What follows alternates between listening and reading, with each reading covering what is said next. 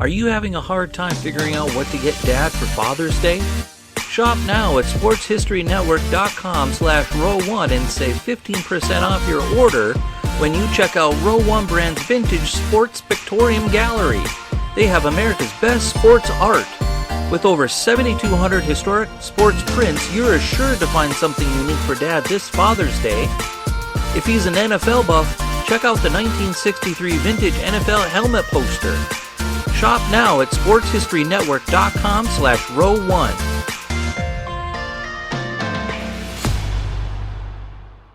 The names Charles Comiskey and Van Johnson are familiar to most baseball fans. Comiskey, the one-time owner of the Chicago White Sox, along with Johnson, are both credited with the founding of the American League. But there was a third person who played a very crucial role in the junior circuit's founding, and he has not been given the credit he deserves. And if Comiskey and Johnson were alive today, I think they would most likely agree. Next, on Sports Forgotten Heroes, we're going to explore the career of the third member of this triumvirate who helped found the American League, Tom Loftus. This is Sports Forgotten Heroes, a tribute to the stars who shaped the games we love to watch and the games we love to play. Stars who provided us with many thrills, but when their time was up, they faded away. We'll take a look back at their spectacular careers, their moments of fame, even if it was just for one season or just one game. And now, here's your host, Warren Rogan.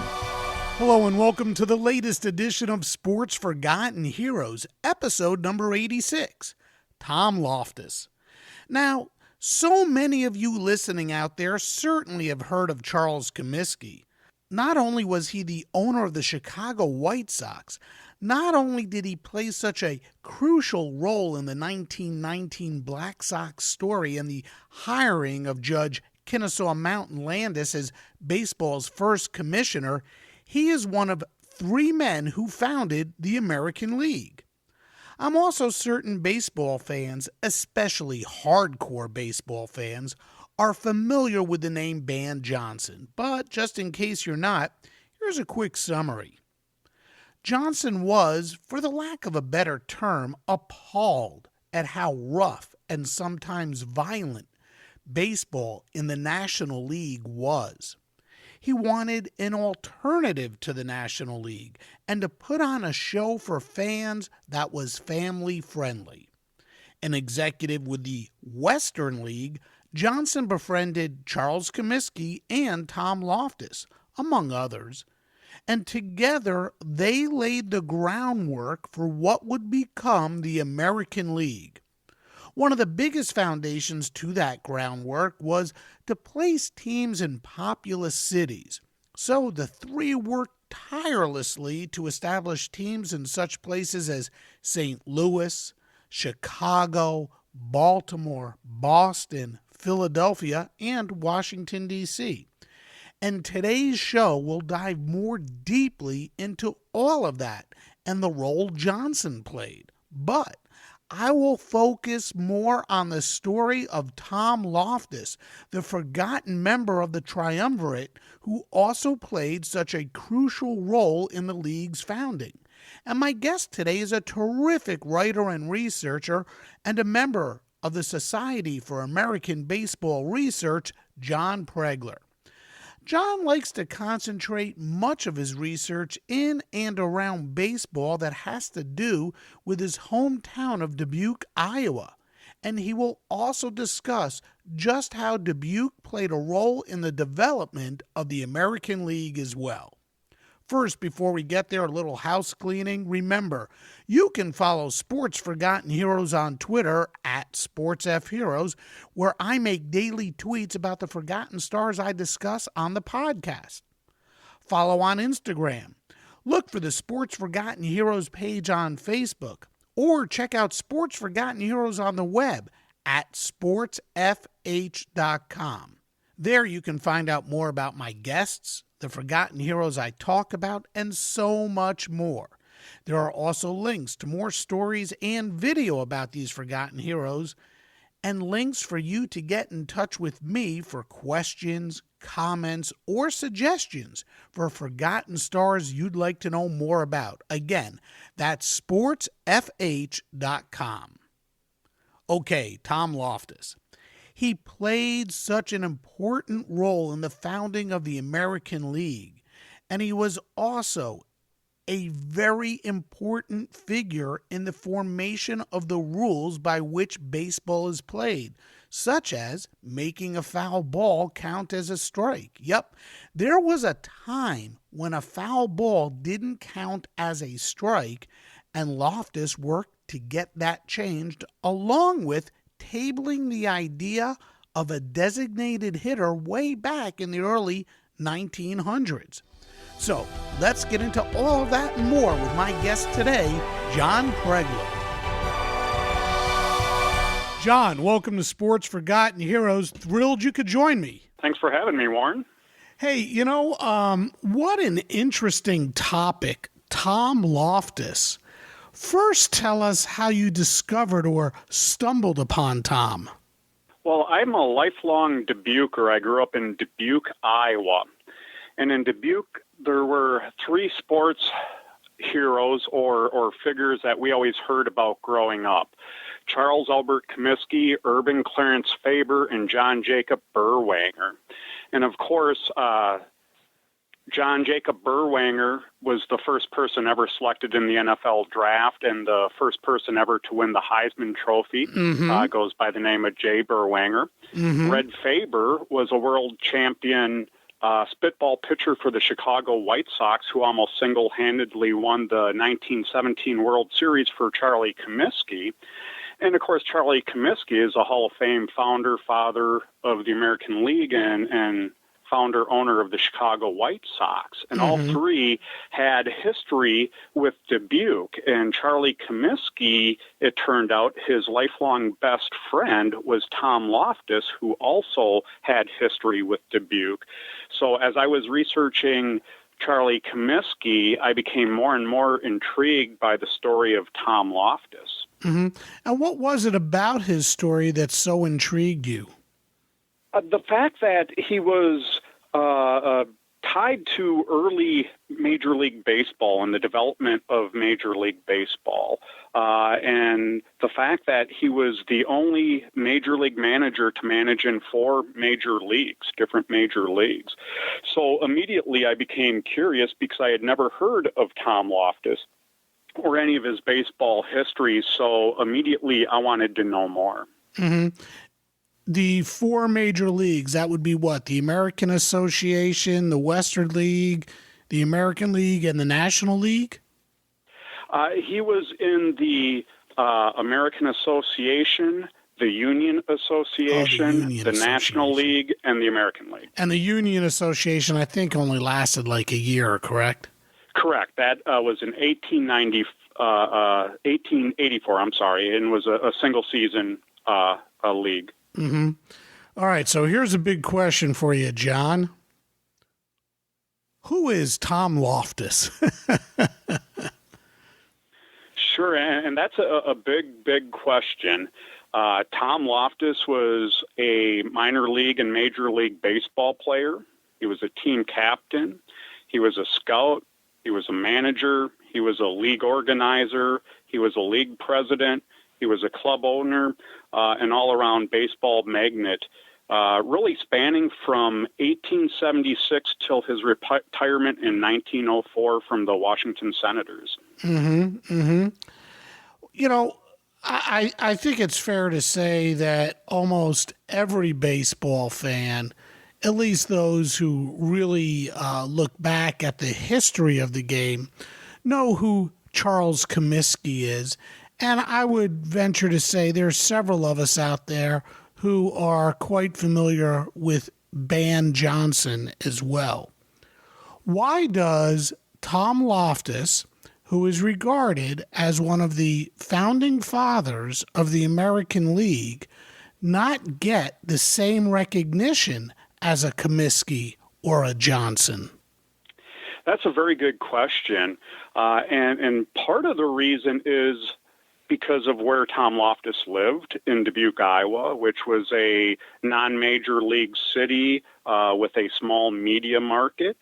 The second reason would be because Tom Loftus retired in 1904, 10 years before the era of Babe Ruth started, and 20 years before Charles Comiskey and Van Johnson were done with their careers in the American League.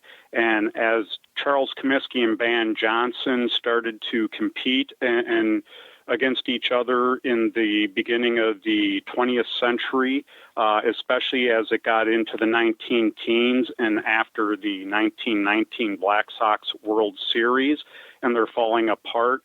Both Comiskey and Van Johnson were trying to write history and slant it towards their own personal perspective of them being the creator of the American League, when no league is created by any one or handful of people. It takes owners and managers in every representative city and a league president. So it takes a large group of people to form a league. Mm-hmm. What was it about the game of baseball that Loftus liked so much that he had to make a career of it, especially back then? Well, Tom Loftus, just like Charlie Comiskey, were always considered to be jolly individuals. They were light-spirited, always in a good mood, always wanted to have fun, and always maintained, I think, their boyish charm and sense of fervor for activity. And baseball, I think, was one of those activities in the 1860s when in 1870s when these gentlemen were young men growing up, that really caught their fancy. There wasn't a lot of sports that you could participate in outside of something like horse racing or boxing that really gave you the adrenaline rush. And baseball was one of those things, and I think it captured both Comiskey and Loftus and never let them go. Mm-hmm. Now, he didn't play much in the way of professional or Major League Baseball. He appeared in just 9 games. He hit 182, but he played a lot of semi-pro ball and maybe some minor league ball as well. But even though he didn't play in the majors for, more than that, really, the true definition of a cup of coffee, maybe even less, what can you tell us about the kind of player he was? What position did he play? What were his strengths and weaknesses? What kind of ball player was Tom Loftus? First and foremost, he was a leader on the field, and Loftus was one of the early individuals that really started to get into the science of the sport and looking at the relationships of the individual positions with one another based off of, when a hit is hit to the third baseman, what should the second baseman and the first baseman be doing? We know that Charlie Comiskey has been credited with revolutionizing first base play by moving off the bag. And he started that in 1881 playing for manager Tom Loftus in Dubuque. And so Loftus's strength really was first as a coach and player, and his main position was second base.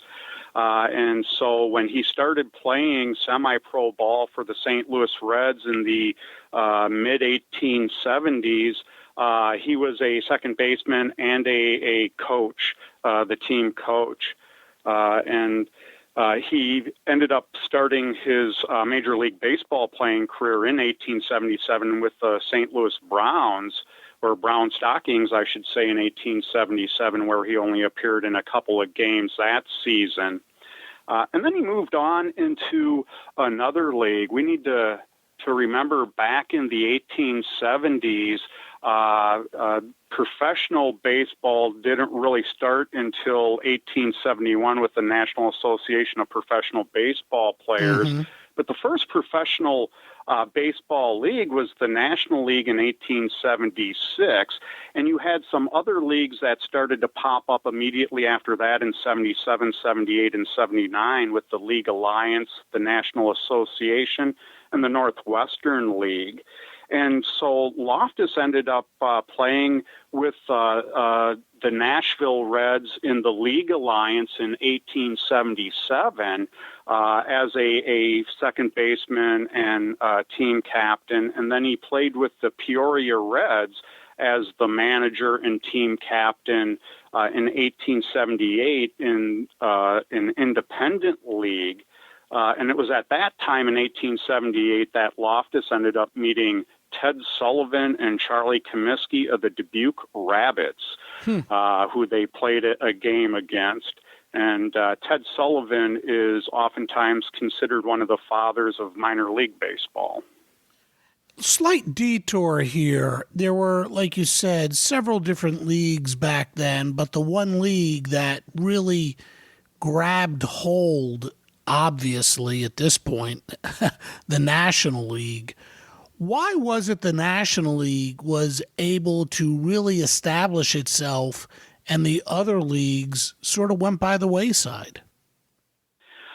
I think a lot of it had to do with the drive of people like Albert Spalding and the fact that the National League was able to set up in some of or the majority of the top 10 cities and population in the United States, where some of these other leagues were relegated to smaller cities, not necessarily in Chicago or a St. Louis or a Philadelphia or a Boston or a New York. And so part of that was the struggle. The other struggle with early baseball and really all the way through to the mid-1890s was the fact that the United States would have a major recession or Great Depression once every about 4 or 5 years. And every time that would occur, attendance would be down, and these leagues would not survive without fans and fanfare coming in at the gates. So that killed a lot of leagues as much as anything else was the unstable economy of the latter part of the 19th century. Interesting. Back to Loftus, you know, he only played in the National League or the Union Association for such a short period of time, 8-9 games as a official Major League Baseball player. Why did he give up so quickly, or was it that the teams in the National League wouldn't give him a chance? Why become a coach so quickly, or a manager, especially at such a young age? He was only 28. Well, and back then, there were a variety of other leagues that Loftus would play in. So his playing career extended from 1876, 1877, when he started playing with the St. Louis Reds, all the way through 1884 with the Milwaukee Brewers, when he was a player-manager with the Brewers, first in the Northwest League, and then at the end of that season of the Northwest League, the Milwaukee Brewers joined the Union Association. And so we believe right around that time, his arm and some health issues were starting to catch up with him. And so for that reason, he gave up playing, especially as he migrated his Milwaukee Brewers from the Northwest League into the Union Association. The rise in caliber of play, I think, also had something to do with him quitting playing. Mm-hmm. So he quits playing the game, and, he coaches and manages. As a manager in what we refer to or regard as Major League Baseball, he didn't have a winning record. He won 454 games and lost 580. His best season came in 1890, his first with the Cincinnati Reds, when he went 77-55. And yet he was regarded as such a good manager, maybe even a great manager. Can you tell us anything about his managing style, what the game was like, and how perhaps managing a team back in the early days of baseball differs from what we see today? Sure. And it's a great question. Tom Loftus, part of his strength as a manager was his ability to reorganize a baseball club. Back in the 19th century, when you were a team manager, you were both the field manager as well as the general manager, as well as the chief operating officer. So you were responsible for the ballpark, making sure people came to the games, responsible for finding and recruiting players, getting the players ready, arranging your travel, everything and anything you could think of fell under the responsibility of the manager. And so Tom Loftus, like so many baseball players and baseball owners more specifically in magnates, was also a businessman. And he owned businesses while he played. And so he brought his business sense and business acumen to professional baseball. So oftentimes when Tom Loftus was hired to come in, whether it was at Cleveland or Cincinnati, or even into the Chicago Orphans in 1900 in the National League, it was generally because the club was in trouble in a variety of ways, both financially and with fan attendance. Loftus was also known as a disciplinarian. Although he was a jolly and jovial person, he was also a strict disciplinarian, and people knew that Tom meant business. But they also knew if they listened to Tom that the club would turn around and clubs would start winning. And so every club he went into, usually the club had a very poor winning record, and he was able to turn them around and get them on a winning streak and reorganize the club. But he never really stayed any place more than 2 years to be able to turn it around and then grow the players into a solid pennant contender.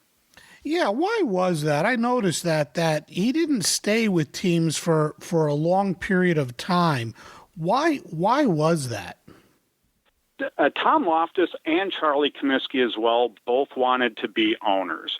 And the National League, although it has been around since 1876, its assurity in the 19th century was not guaranteed, and we saw that with the American Association from 1882 to 1891, and with its demise and collapse. And then we also saw the Union Association in 1884 was a professional league that lasted one season. You had the Players League in 1890 that lasted one season that Charlie Comiskey managed and played in for the Chicago Pirates. So they were always out looking to also get a team of their own that they could control to play the brand of baseball that they knew and loved. Mm-hmm. Of course, when he was involved in the game, way back when, it was a time of, great turmoil. The game was rough, maybe even violent, and leagues, like we've already said, were coming and going, trying to compete with the now well-established National League. Can you paint a picture for us of what the game was like at the turn of the century? The National League, the American Association, the Western Leagues. What was baseball like back then, and how violent or rough was the game? Baseball was like any other major industry in the United States in the Gilded Age and in the latter half of the 19th century. It was unregulated. It was cutthroat. It was very much the Wild West. There were a lot of people that were getting rich off it, primarily the owners or the magnates, and everybody wanted a piece of that pie. So you had the National League that started out, that was initially in the 70s and the early 80s, no alcohol in the ballparks, no cursing, things like that. And it was a very straight-laced kind of a gentleman's game, which baseball really started and evolved out as in the early part of the 19th century. And then along came the American Association and Chris Vonderhay of the St. Louis Browns and teams like that created what was known as the Beer and Whiskey League in 1882 to bring a more fun brand of baseball that allowed drinking in the ballparks, that allowed gambling in the ballparks, which had been banned by the National League. And so the American Association became quite popular rather quickly, especially in the western part of the country where you had a lot of German and Irish Catholics who were prone to like to have a alcoholic drink on a Sunday. The American Association permitted Sunday baseball where it was banned in the National League, and in a lot of cities across America, baseball was banned on Sundays. So with the rise of the American Association, they were the first real threat to the National League, and they were competing in a lot of the same cities. And over time, the American Association with the drinking allowed in the ballparks and the gambling, the fans were rather rowdy. And there were a lot of exchanges between fans and players back in those days where they would be vocal and verbal exchanges between fans in the stands and the players. They would throw stuff, and there would even be fist fights. And that would also be common on the field. You would have people running into each other or throwing baseballs at each other, the pitcher trying to hit the hitter or trying to spike each other with your metal spikes. And that would then turn into vulgarity and maybe a fist fight on the field. So that was not uncommon. It wasn't every single game by any means, but it was pretty prevalent throughout the 1880s and 1890s. And when Ban Johnson finally took over the Western League in 1894, he set out to change that and to clean up the brand of baseball that was being played within his Western League. To really give fans an option if you wanted to bring your children to the ballpark on a Sunday to see a clean, fun game of baseball. Mm-hmm. And of course, Tom found his way to the Western League too. He became, if I follow correctly, he became the owner of the Western League's Columbus, Ohio team. Talk about the interesting ways in which his friendship with Comiskey and Johnson developed, how they met, and how Tom found his way to Columbus. Sure. Well, Tom Loftus had history in Ohio with the Cleveland Blues of the American Association in 1888, and then the Cleveland Spiders of 1889 when Loftus took the Blues from the American Association into the National League for 1889. And then he went over, and because of the Player League commotion in 1890 and the creation of that and the uncertainty in Cleveland, he ended up going to manage Cincinnati Reds in 1890, and he took the Reds into the National League in 1890, where they've remained ever since. And so he managed the Reds for 2 years, 1890 and 1891. Well, at that time, Ban Johnson was the sports editor of the Cincinnati Gazette, and Ban was about 9 years younger than Loftus and became friendly with Loftus, and Loftus liked Ban Johnson. He allowed him to travel with the team on the train, and Johnson would write friendly remarks about Loftus all the time in his articles about the reg games, calling him Sir Thomas or Tommy Loftus.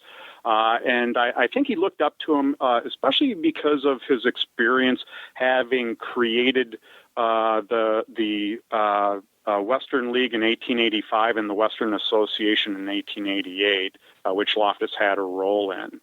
And then Loftus got fired when John T. Brush was in his second year of ownership of the Cincinnati Reds, and Brush really wanted Charlie Comiskey. So he hired Comiskey, Loftus's best friend, and Comiskey came in and managed the Reds for 3 years, 82, 83, and 84. And at that time, Comiskey became friends with Ban Johnson as well, and I assume through his relationship and friendship with Loftus. And then in 1894, the Western League was reorganizing and looking for a new president, and Charlie Comiskey urged John T. Brush, who owned the Cincinnati Reds as well as the Indianapolis Hoosiers of the Western League, to hire Ban Johnson as the league president. And with Comiskey's urging, Ban Johnson was hired as the league president for the 1894 season. At the end of the 1894 season, Charlie Comiskey quit the Cincinnati Reds and immediately bought the St. Paul Saints of the Western League for the 1895 season. Why? Pardon me? Why did he do that? Because it was his opportunity to finally own a baseball team and become a baseball magnate in a league he believed had the potential to be at the level of the National League. And because he was at the end of his playing career and he just could no longer make it in the National League playing. Okay. So he decided to purchase St. Paul. That year, Tom Loftus created the Eastern Iowa League and was president of that league and owned the Dubuque Dubs, which was a baseball team that would join the Western Association later on. But they would play Comiskey's St. Paul team games here in Dubuque, Iowa, where Loftus lived. And then the following year, Loftus ended up buying the Comiskey or the Columbus Senators and joining the Western League for the 1896 season. So by 1896, Comiskey, Loftus, and Ban Johnson were together and sitting on the board of directors of the Western League and controlling its future. So the three of them get together and in the Western League, but they must have had this feeling that they knew they could build something, but it had to be bigger than the Western League because of the cities in which the Western League had franchises. So at what point did they start talking about forming a real sustainable league that could contend with the National League? What needed to happen?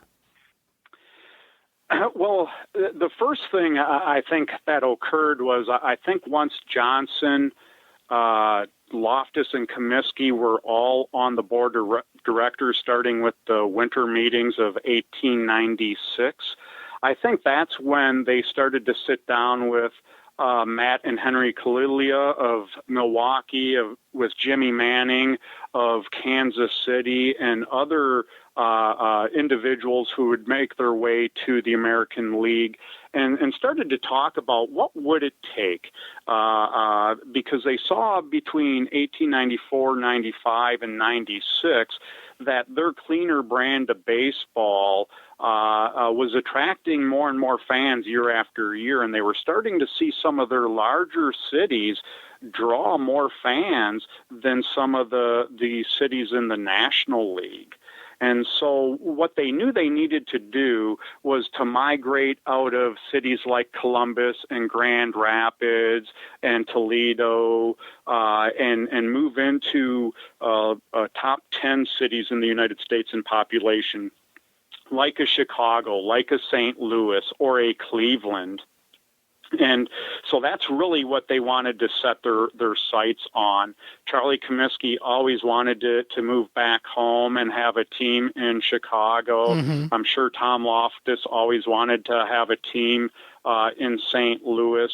And so they started to talk about how do we move into those cities, but they had an issue.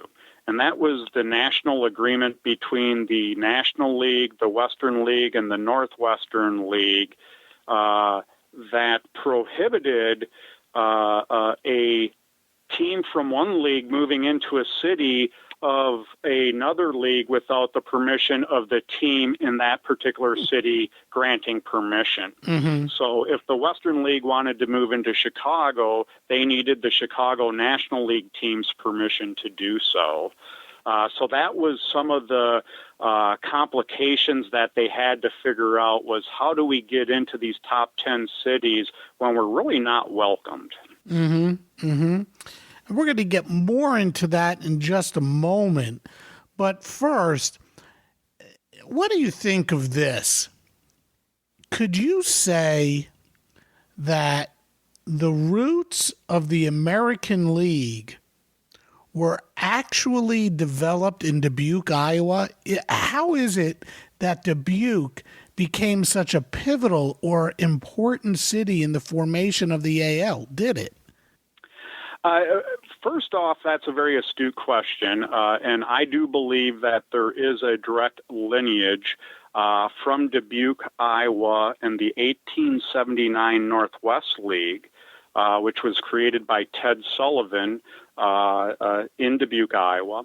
And I believe that lineage followed through to 1885 when Ted Sullivan and Tom Loftus created the first Western League.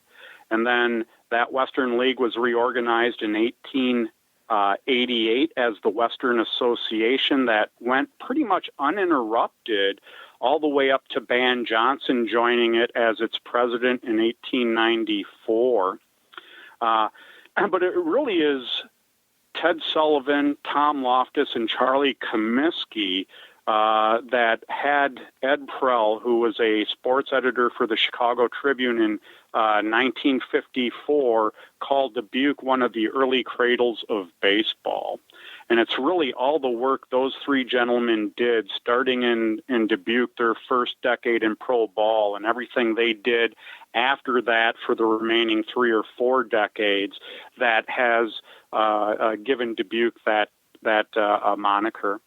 And of course, Dubuque is not, it's one of many cradles of early baseball. There's no one cradle of baseball, but it definitely was one of them because of what happened in 1879 and the people that came out of that team. I think to better understand the formation of the American League, one has to understand the convoluted way in baseball operated, meaning how teams folded, formed, moved, etc.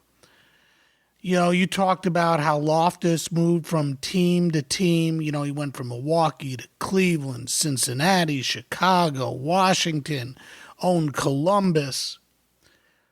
And you also mentioned St. Louis. That city with the Browns, or the Brown Stockings, really played such an integral part in the whole story. The Browns were a troubled franchise, and they were owned by Chris Vonderay. It was a team and/or city that you said Loftus wanted to get his hands on. And like I said, it was key in the formation of the American League. So what about St. Louis? What about the Browns or Brown Stockings? Well, Loftus obviously had long history with the Browns, but so did Major League Baseball.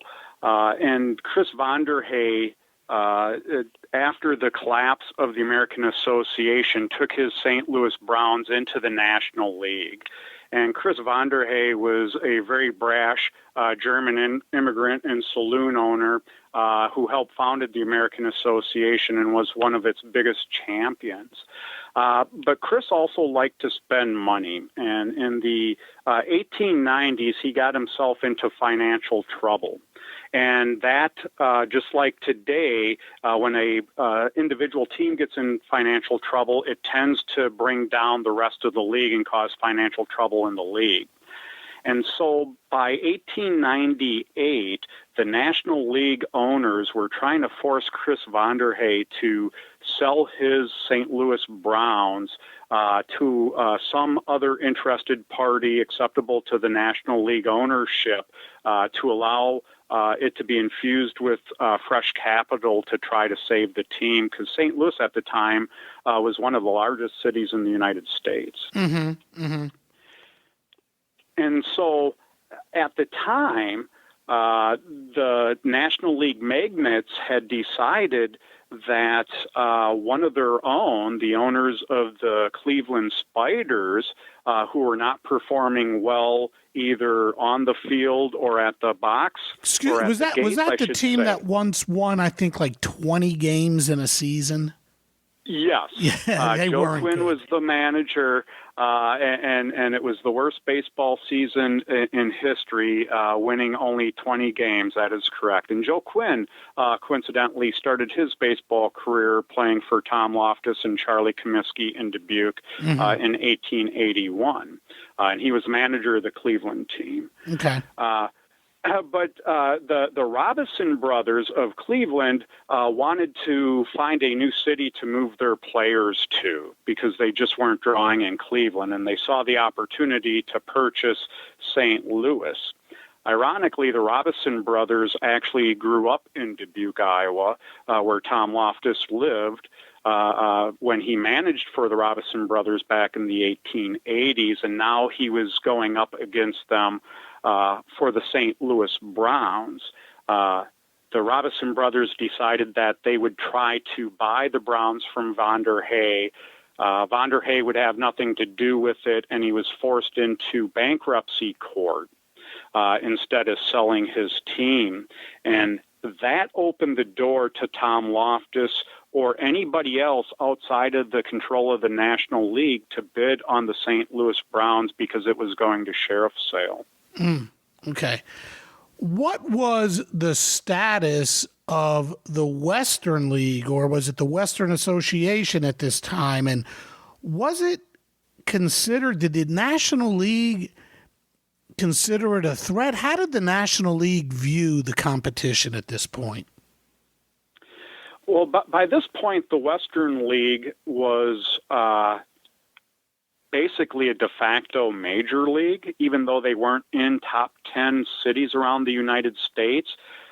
They were competing directly with the National League for players. Mm-hmm. They were, by the late 1890s, several of their teams and cities were drawing better than National League teams and cities.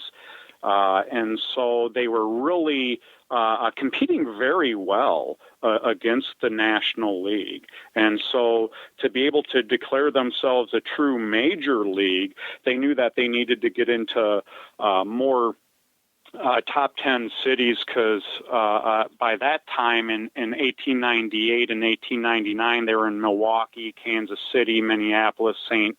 Paul, Detroit, Columbus with Loftus's team, and then Indianapolis and Buffalo. So at that time, most of those cities were top 20 cities, but not top 10 cities, and they needed to get into cities like Washington, Philadelphia, Chicago, Cleveland, Boston, Baltimore, to be able to declare themselves a major league. Mm-hmm. All right, John. So there's a lot going on here. And obviously, we're talking now about getting into bigger cities to help build a league that could really contend with the National League. So let's try to simplify this a little for our listeners. I have a couple of questions here, and again, we're going to try to simplify this. What was the impetus of the formation of the American League? Taking on the National League. Okay. That was the primary impetus. Okay. Was to be able to go head-to-head with the National League. As a equal league, a partner league, or a league that would compete and or steal players from the National League to become the better of the two leagues, a bigger league? Over the course of about 3 or 4 years, it was all of the above. Their desire was to become an equal and to not be joined with, but equal to. But they did not want to get into a baseball war where it would be a war of attrition as they went after the same players in the same player pool. They wanted to avoid that. Unfortunately, that was unavoidable, and so that did occur after the American League declared itself a major league in 1901. Mm-hmm. And they had some really good money backing it, too. Did any of the teams from the Western League become an American League franchise? Yes. So in 1899, we had the sale of the St. Louis Browns. Tom Loftus went to bid on it. So the story goes, the Robinson brothers ended up purchasing St. Louis and moving their Cleveland players to St. Louis, which basically vacated Cleveland. And that gave then Tom Loftus the opportunity to move his Cleveland team or his Columbus team into Cleveland for the 1900 season of the American League, which was a minor league season. So the Milwaukee Brewers were part of the Western League and made it into the American League as a major league team in 1901. You also had the Chicago White Sox, Detroit Tigers, and then Cleveland were the only teams that were in the Western League or the American League in 1900 as a minor league that made it as a major league team in the American League in 1901 when the American League declared itself a major league. Okay. Again, why was the city of St. Louis so important to the formation of the American League? Because it gave Tom Loftus and Charlie Comiskey and Van Johnson an opportunity to get into a top 10 city. If they were successful in purchasing St. Louis, then they would be able to utilize St. Louis, the ballpark, and the St. Louis Browns as a team in the Western League. And if they lost St. Louis, then they knew Cleveland would open up and they'd be able to move a team into Cleveland, which was a top 10 city. So either way, they knew that with the sale of St. Louis, they were going to end up moving one of their teams into a major league city. Mm-hmm. And so St. Louis was critical in that role. Mm-hmm. And what about Chicago and Cleveland? And why was there so much jumping around? And by jumping around, I mean Comiskey moved out of St. Louis, Loftus moved, Johnson moved, etc. Why was there so much moving around of owners and franchises? That's a good question. A lot of times it was chasing the fans and the dollars in order to keep your team afloat. It was a lot of it. And so it was wherever you could find the support no one magnate had the kind of money and the kind of resources to do it on their own.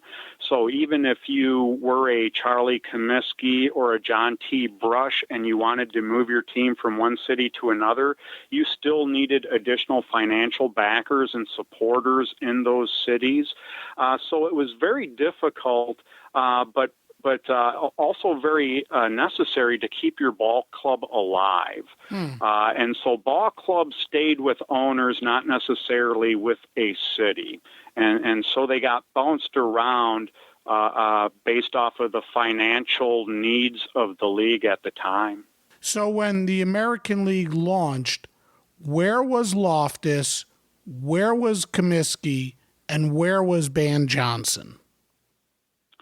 So at the end of the 1899 Western League season, Ban Johnson was president of the Western League, and Comiskey owned the St. Paul Saints, and Loftus owned the Columbus Senators. In October of 1899, the Western League voted to change its name to the American League at a meeting in Chicago. And so they went from the regional name of Western League to the nationalized name of the American League. But they knew that they were still going to be a minor league in 1900. But they were in the process of moving Columbus into Cleveland, and Charlie Comiskey desperately wanted to move into Chicago from St. Paul. So in the late fall of 1899, Jim Hart, president of the Chicago Orphans, which would soon become the Chicago Cubs, who had been a good friend of Tom Loftus's, had been trying to get Loftus to come manage the Chicago Orphans after Cap Anson left in 1897. But Loftus kept on saying, no, I would not. And Loftus and Comiskey both wanted to manage in a major league city and in a major league in the worst way.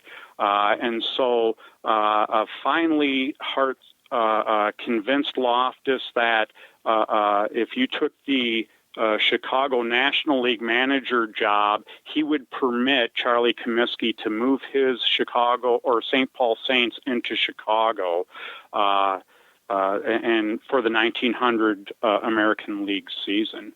So Tom Loftus actually agreed to that, and for a brief time, in 1900, Loftus was the manager of the Chicago Orphans in the National League while still owning the Cleveland American League club.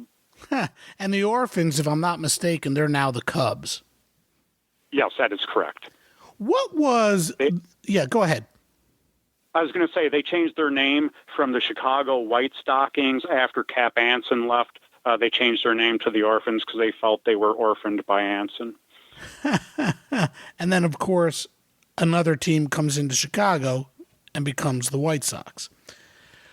Correct. An interesting story there. Hart agreed to Comiskey moving in, but he could not use the name Chicago, so he called his team the White Sox, even though the National League Chicago team had used the name White Sox for almost 2 decades or 3 decades. Interesting. While all this is going on, what's the National League thinking? They're nervous. And at the time, they were seeing loss in revenue. They were seeing loss of their players to the American League and the Western League.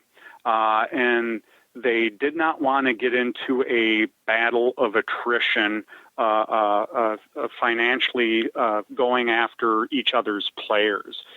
So they were rightfully nervous.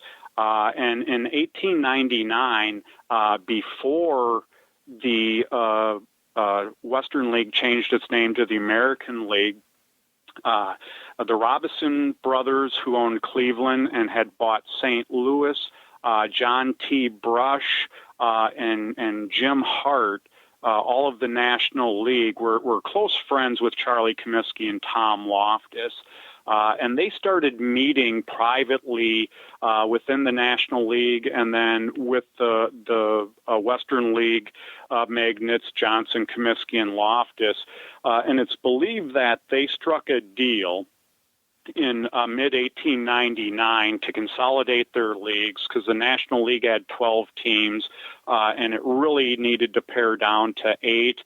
And the Western League had 6 teams, and they were looking to expand. And so it's believed, and most indications are from newspaper articles, that the National League and the Western League had agreed to go ahead and join forces.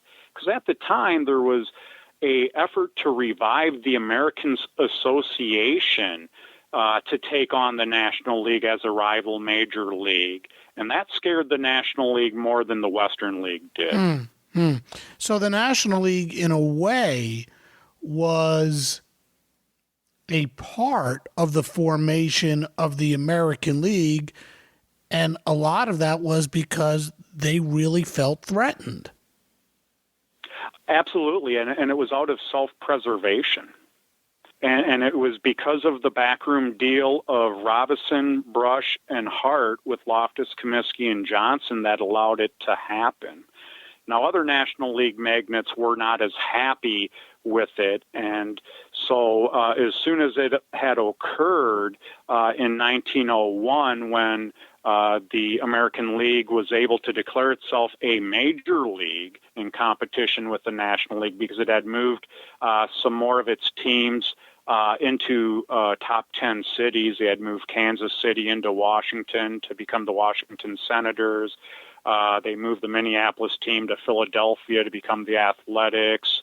And Buffalo went to Boston to become the Boston Americans. And then the Indianapolis Hoosiers moved to Baltimore and became the Baltimore Orioles for the 1901 season. And unfortunately, much to everybody's desires otherwise, 1901 started a baseball war that would rage on for 3 years. And can you expand a little bit on that war? What was it? I mean, you had 2 leagues, the American League and the National League, that, well, the National League agreed that there needed, the American League should become a real league, a league that could contend with them.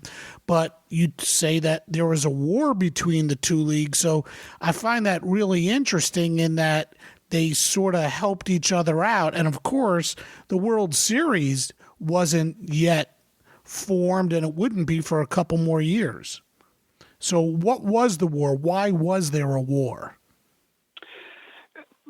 Because with the American League now in a lot of the same cities that the National League was playing in, they were not only in direct in competition nationally for general fans, but they were in direct competition in every single city for fans at the gate. And so that led to a bidding war for players that got really out of hand. They were reluctant partners to begin with. It was a matter of self-preservation. The National League getting into bed, as it were, with the American League to stave off the American Association from rising up and taking them on. They feared the American Association, which was being led by John McGraw, Cap Anson, Al Spink of the Sporting News, Ted Sullivan, and other baseball men. So the National League really favored the American League over the American Association. Mm-hmm. And so they placed their lot with them. But by 1903, they really started realizing that this war of attrition could not go on, and that they needed to come together and create a new national agreement.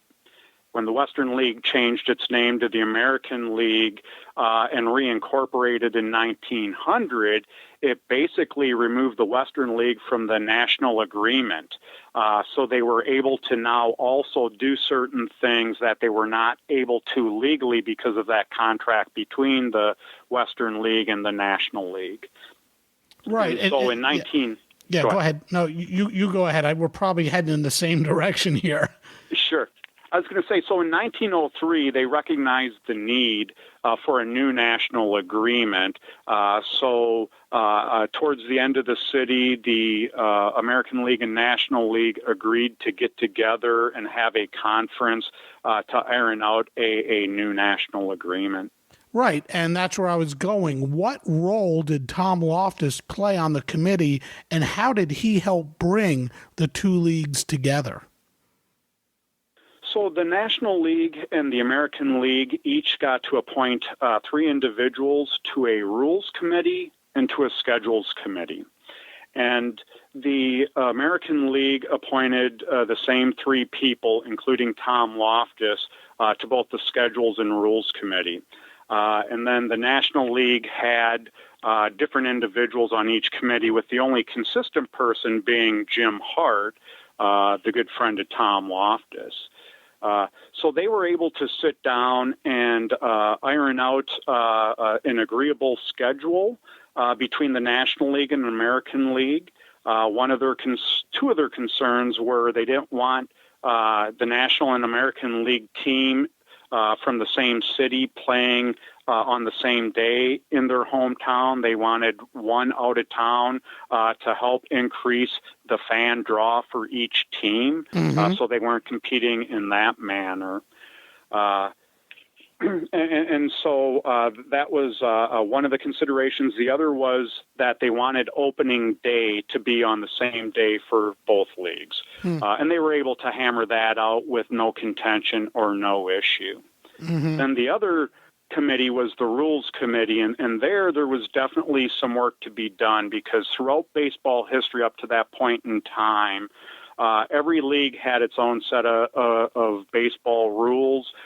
It was not necessarily uniform, and there were a variety of things that still needed to be decided between the two leagues to standardize it, to make it a true major league, singular major league. I think one of the interesting things about that, the Rules Committee, this is way back in 1903, they actually considered a designated hitter. And here we are today, still talking about, should we or should we not have a designated hitter in both leagues? And of course, this year we do. But Tom Loftus played a key role in a few other decisions.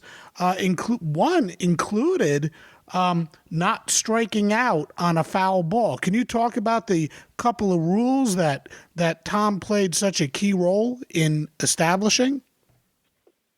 Sure. So one of the rules in baseball for the longest time that did not exist was the foul strike.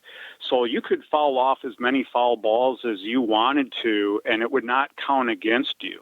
So if you didn't have any strikes, you could foul off 10 straight pitches and still not have any strikes against you. And that would cause games to go on forever. And so the proposed rule was that if you do on your first and second foul tip, if you do not have a strike, it would count as a strike, but a foul ball would not count as a third strike. And Tom Loftus went into the meeting. He was for the rule, but the American League was against the rule. It was more of a National League rule. But Tom acquiesced because he also had wanted to get a clearer definition of the bulk rule. And he also was very interested in establishing a standard height for pitchers' mounds. There was no standard height in baseball, so they limited it in the 1903 National Agreement. Then the other thing that Loftus did was he was able to get them to do away with raising the foul lines, baselines. Several teams and groundkeepers for teams that like to bunt would raise the dirt along the baselines so bunts would roll fair. And that was not necessarily consistent around the league. And so he wanted it so that it was always flat and that the pitcher mound had a consistent slope and could not go over a certain height, and he was successful in getting those rules implemented. Mm-hmm.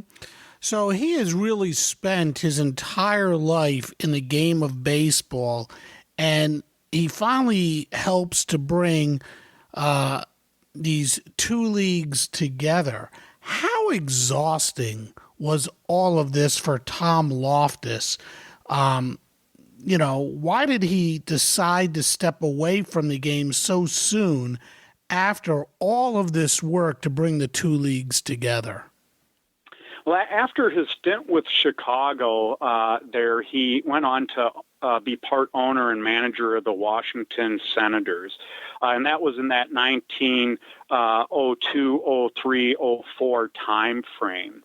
And around that time, more and more of the power was being taken away from the owners of the teams and the control that they had over their players, over their ballparks, and over their assets. And more it was being controlled by the league president. With the baseball war that went on in 1901, 2, and 3, that had taken a toll on Loftus's health. Loftus also owned businesses outside of baseball, which is where he got his money to own and support his baseball teams that he owned. And so he wanted to refocus on his businesses as well. So at the beginning of the 1904 season, he decided to step down from the Washington Senators and sell his stake and retire from baseball. Mm-hmm. Did he ever try to get back into the majors? He had an opportunity in 1905. Johnson and Comiskey had a team available for him, although I have not been able to identify what team it is. All Loftus had to do was say he wanted back in, and it was his. He opted not to. In 1908, though, he did agree to become the president of the Iowa, Illinois, Indiana, the 3I minor league. Mm-hmm. In an effort to save that league, it was going to go under, and he came in, reorganized it, and allowed that league to live on. But he did that only for the 1908 season, and that mm-hmm. was the last season he had contact with baseball. Yeah, he died at a pretty young age, 54. Why don't we know, and I think I asked you this to start off, but why don't we know more about Tom Loftus? Yeah, again, I think it's because he bowed out. He wasn't after the glory, the fame, or the print in the newspaper. Tom did it for the love of the game. I truly believe that. He was quiet. He didn't like making a big scene. He wasn't overly boisterous like a Charlie Comiskey was. And so I think that played a lot into it. And he was well known and well respected throughout the first part of the 20th century. But as some of those older guard, passed away and those types of things, he slowly became forgotten. Mm-hmm. What should we remember about Tom Loftus? That he was a great builder-up of the game of baseball, our national game, at every level. He lived, breathed, and delighted in the game of baseball at every level, whether it was children, whether it was the minor leagues, whether it was the major leagues. Tom was always 110% behind getting out and playing the game and really loving the game. He believed it built character in men, and it was also good for the soul because of the exercise. And Tom was very, very well respected by all the giants of the game, whether it's George Wright or Harry Wright or Charlie Comiskey or Cap Anson or King Kelly. So many of the great players and names of the 19th century had nothing but good things to say about Tom Loftus. Is he given enough credit for his role in the formation of the American League? And why are Comiskey and Johnson given more credit? That's a very good question, and the answer is no, he's not given enough credit. And I believe that Comiskey and Johnson are given more credit again because they lived 20 years longer, and baseball really took off. After the dead ball era and with the era of Ruth, and that was post Tom Loftus. Comiskey and Johnson were still part of that early Babe Ruth era, post dead ball era, and they were able to get more of the print, more of the spotlight, more of the dime store novels written about them. Mm-hmm. I've done this on several occasions, and let me first say it this way. I'm not stumping or, saying that someone should or should not be in the Hall of Fame, but should Tom Loftus be in the Hall of Fame, at least as a builder? I think so. I think first off, we need to look at what qualifies for being in the National Baseball Hall of Fame. It has to be more than just MLB as we know it today. There is a national baseball history with people like Tom Loftus, with people like Bud Fowler, who desperately should be in the Hall of Fame, and hopefully he gets in this year finally, that just don't get the recognition they deserve because they never played in Major League Baseball as we define it today. Mm-hmm. John, you know so much about this topic. It's actually incredible. And I want to thank you so much for being my guest on Sports Forgotten Heroes. This hour went really quick for me. And it's amazing that I know Charles Comiskey and Ban Johnson, and yet someone who played as crucial a role in the formation of the American League and really in the formation of Major League Baseball, Tom Loftus, is just not better known. Yeah, it's a shame. And unfortunately, there's a lot of our 19th century baseball history that we are unaware of. And there's probably 2 or 3 dozen more people just like Tom Loftus whose stories deserve to be told. Agreed. John, thank you so much. And if you ever tell one of those stories, you got to let me know so I can get you back on Sports Forgotten Heroes. We'll definitely do. Thanks for your time, Warren. Awesome. Thank you.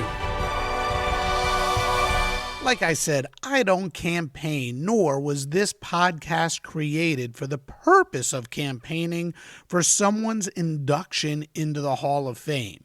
But when you consider just how important a role Tom Loftus played in the founding of the American League, and the fact that Charles Comiskey and Ban Johnson were both enshrined, it leaves you to wonder why Loftus has not received the same honor. But, like John said, fair or not, it probably has to do with the fact that Loftus left the game so soon after he helped found the league, and because he had no one to carry on his legacy. So, while Tom Loftus is not a member of the Hall of Fame, I am certainly grateful to John for coming on Sports Forgotten Heroes so we could talk about Tom Loftus and do our part to keep his legacy alive and let everyone who listens know just how important Tom was to the founding of the American League, as he played just as big a role as Charles Comiskey and Ban Johnson.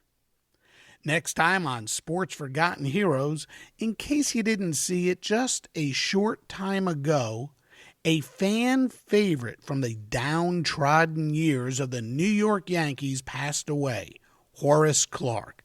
And I'm going to talk about his career and more. That's next time. For now, thanks to John Pregler for joining me, and thanks to all of you for listening, and I'll see you next time on Sports Forgotten Heroes. We here at the Sports History Network proudly partner with 26 podcasts, all revolving around the history of sports. But did you know that many of our hosts were sports history authors way before they started their shows. It's true. We've got Joe Ziemba, host of When Football Was Football, Joe Zagurski, host of Pro Football in the 1970s, Mark Morthier, host of Yesterday Sports, Tommy Phillips, host of Lombardi Memories, and Scott Adamson, co-host of From the 55-Yard Line. All these authors have many books for you to choose from. To check them out, go to our website at sportshistorynetwork.com/sportshistorybooks. Pick up your copy today. Soundtrack provided by Kevin MacLeod of filmmusic.io.